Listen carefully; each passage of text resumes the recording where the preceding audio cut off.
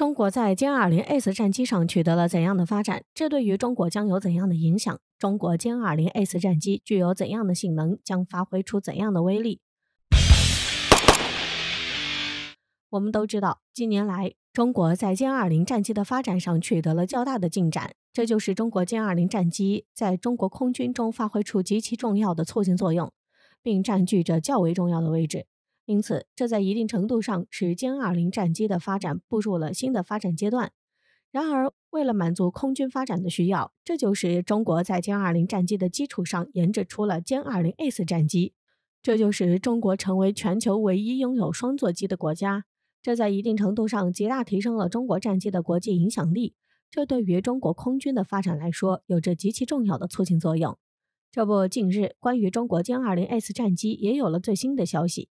就有消息称，中国加快了对歼 20S 战机的发展，并且加快了对其的量产。这就是中国歼 20S 战机的发展步入了一个新的发展阶段。此外，有消息称，歼 20S 战机区别于首飞时的黄色圆形机底漆，现如今已经变成了中国空军现役的灰色涂装。因此，这也表明歼 20S 战机已经处于正式交付前的小批量生产阶段。由此生产出来的歼 20S 战机也算是正式定型并冻结了技术状态的版本，将作为未来作战部队装备的最终版本。随着其进入正式量产阶段，这也将会使歼 20S 战机将提前装备部分种子部队，用来进行最后的飞行试验以及教材编写，以此来加快推进歼 20S 战机按部就班的扩大量产规模，持续装备部队和生产定型。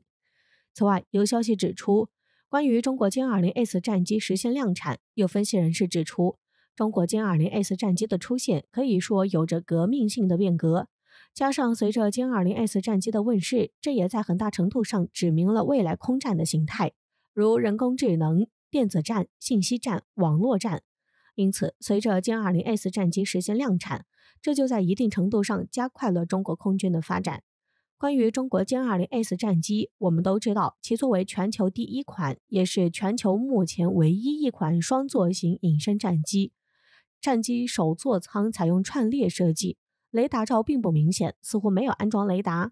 战机首端拥有采集飞行数据的空速管，并且从整体来看，除机身不同外，其他部位与歼20差别不大。因此，其不仅具有超强的性能，而且在技术上也是全面领先于世界。此外，中国歼 20S 战机采用串列布局设计，而串列布局也是各国双座机的普通采用的一种方式。这就由前排飞行员负责战机的驾驶，后座飞行员主要负责培训指挥、通信导航、远程武器控制和机载设备控制等任务。这种方式有利于两名飞行员分工明确，能彼此进行多方面的观察，也便于了解各方面的情况，可以做出最及时的反应，发挥团队作战的最大作用。所以这也成了歼 20S 战机的最大亮点，极其引人关注。此外，据资料显示，歼 20S 战机相比歼20战机具有两个优点。第一是方便人员培训和执行远距离打击任务，这就是歼 20S 战机可以执行远距离打击任务，能够共同分担长途飞行时间，这就在很大程度上发挥出歼 20S 战机更强的作战性能。这种主要是由于两名飞行员可以进行轮流替换的方式驾驶飞机，同时利用副油箱、加油机的支援，大幅度增强战机的作战半径和打击范围。因此，这对于隐身战机来说具备超远打击能力，将意味着对手的防守成本和压力也将会相应的大幅增加，这也将给敌方造成很大的压力。第二是可以使歼 20S 战机的协同作战和人工智能，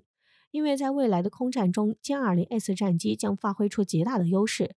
因为如果只有一位飞行员的话，就不能同时处理很多的任务，这就满足不了作战任务的需要。所以，由于歼 20S 战机有两名飞行员，这就使他们可以进行分工合作，彼此配合，共同完成飞行任务要求，以此来最大限度发挥歼 20S 战机的战斗力。此外，由于在未来空战中，无人机将发挥出巨大的作用，这就使中国可以加快发展中程僚机和攻击无人机，以此可以具备更先进的对空对地打击能力和侦察能力，在激烈的空战中发挥出重要的作用。这就是歼 20S 可以成为很好的指挥者，以此承担起指挥空中无人机蜂群的重任，加快形成完善的空中作战体系。这对于中国空军的发展来说，有着极其重要的促进作用。值得一提的是，此前就有分析人士指出，歼 220S 战机可以与攻击11隐身无人机协同作战，组成王炸组合，发挥出最大的威力。届时，中国将实现有人加无人隐身飞机配合作战的战略部署。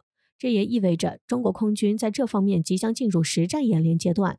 不仅如此，据有关专家猜测，按照歼 20S 战机的状态，预计2-3年，中国歼 20S 战机与攻击11隐身无人机的组合将会出现在中国空军序列中，并将威力无穷，大放异彩。